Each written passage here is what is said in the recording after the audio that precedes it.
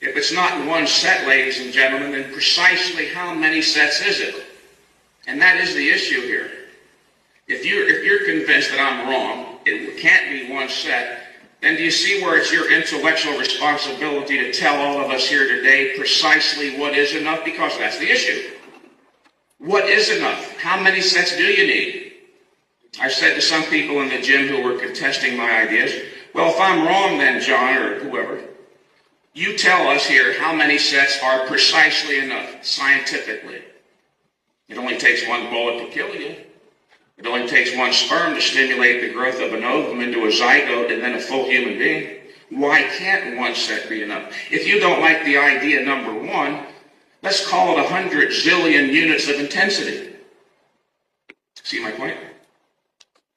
In fact, this was something I didn't clarify fully in my last book, which was responsible for considerable confusion.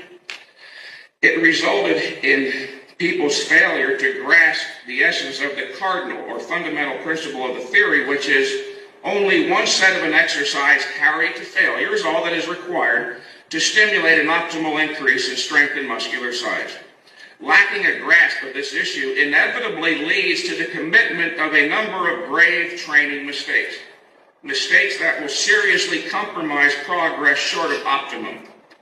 I noticed, for instance, that many of my phone consultation clients would call back for a first follow-up call to report on their progress, and they would say something to the effect, well, gee, Mike, I like the intense short workouts, but I often felt, they used the word felt, always the word feel. I felt, Mike, like I should have done one or two more sets than the one set you prescribed. Based on their feeling, they performed the additional set or two. And I would respond by informing them that the feeling they were experiencing was in fact fear, specifically a fear that they hadn't done enough to achieve the goal of stimulating growth. I finally realized that the fault was mine in that I had failed to adequately emphasize this fact, the fact that the last rep is the rep that causes the growth machinery to go into motion.